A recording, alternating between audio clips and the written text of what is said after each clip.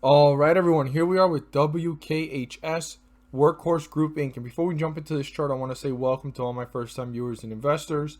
Welcome to my channel, Invest for Tomorrow. And to all my subscribers, welcome back, and let's jump into this chart. So Workhorse had a run today. The bulls actually brought this one up to about $21.15. And from that point forward, it actually started to dip. So there was a rejection form there, and it's getting close to the 50-day moving average again.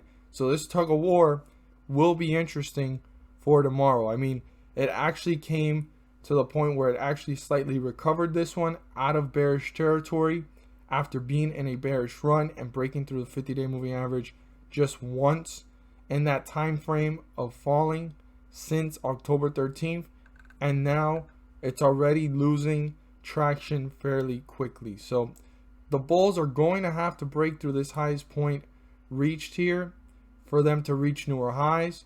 So it's going to be super important for the bulls to break through this.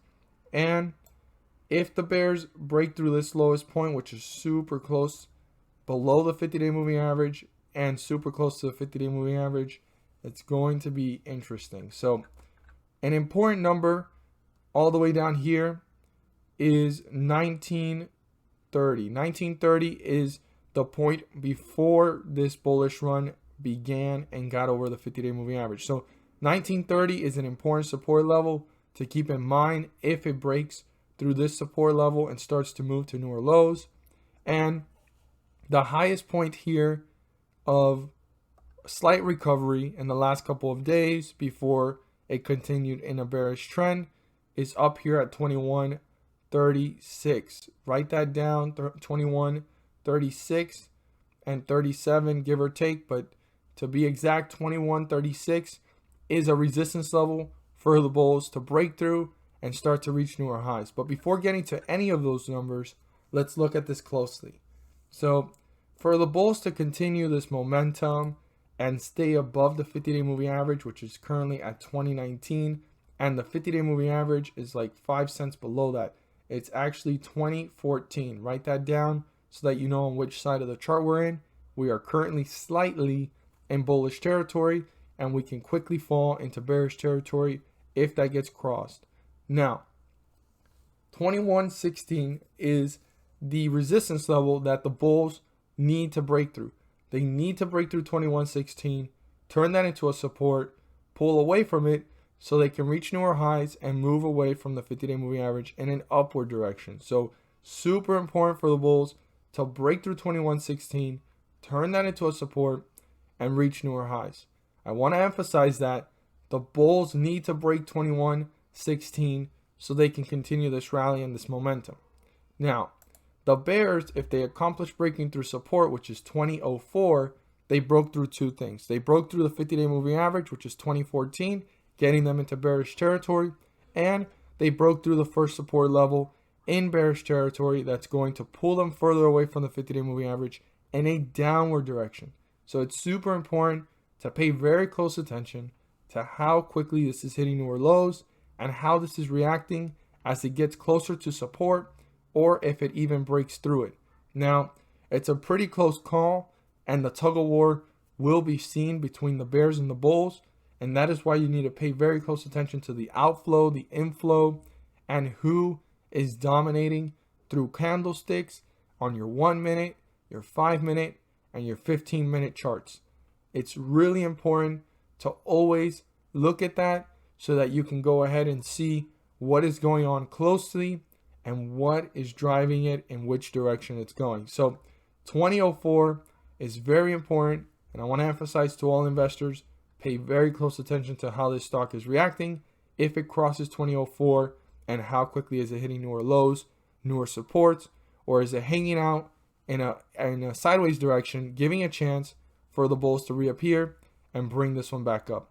As always, if you found this video helpful and informative, please do so and subscribe. Don't forget to click on the bell to turn on all notifications and not miss a single video that I post. Share this with your friends and community, and don't forget to hit the like button to let me know you watched this video. At the end of this video, there's going to be a pop-up video, and I go into detail about the S&P 500 index and how it's been rising up several points on scheduled dates. What happens on those scheduled dates, which are the dates that I circled here on the chart and we're going to see for ourselves? Well, the S&P 500 index rises up several points, and by doing so, they're bringing up several ticker symbols, not all of them, but most of them, up with them. And these ticker symbols are rising up 30 cents to $3 per share. And I know it doesn't sound like a lot, but per share, that does add up. And one thing I am really big on is profits. If you put $1 into the market and you get out with $2, you've made profits. You've done what the whole purpose of being in the market is for, to maximize profits and minimize losses. And with the Federal Reserve pumping the markets on these scheduled dates, bringing the S&P 500 index up also brings up individual ticker symbols with them. And again, 30 cents to $3 may not sound like a lot of profit per share, but that does add up. And like I say, profits are profits. So we're going to look here at some of the dates so that you guys can see what I talk about in the video. And it's a weekly series. I wouldn't want you guys to miss out on it. Definitely click on the video as it pops up at the end of the video and check it out. But here we are with one of the first pumps in the scheduled dates pumps. So the first one, since the last time that they had released this, they released this on September 14th, and the next one's coming up on October 14th, which is like a week from now. And on the 15th, they scheduled it. And as you can see, this is the 14th, and the 15th is this big green bar, and it rose up. So on the 14th, we were at around 33.84, and it rose up to 34.20. I mean, that's 40 points risen on the S&P 500 index, and that's creating that catalyst for individual ticker symbols to rise up 30 cents to $3. We're going to look at another one here, and the next one was on September 22nd. And here we are on the 21st, after falling from that last pump, and the market had been falling, and you could see that there is volatility on every single day of the market before the dates of the pumps, but on the dates of the pumps are the days that the most green happens, for the most part. Not every time, but for the most part. But on the 21st, which was a Monday, it was rising up, and it rose up to this point here. And the next one was the 22nd. So this is the last 21st candlestick, and this is the first 22nd candlesticks. And we were at 32.70. This one rose up all the way up here to this point right here. This was the last 22nd candlestick to 33.19. I mean, if we go back, we were at 32.70, 33.19. That's almost 50-point jump here for the S&P 500 index. And again, individual ticker symbols rose up with it, and it created that catalyst a little bit before the anticipation, and on that date it rose up.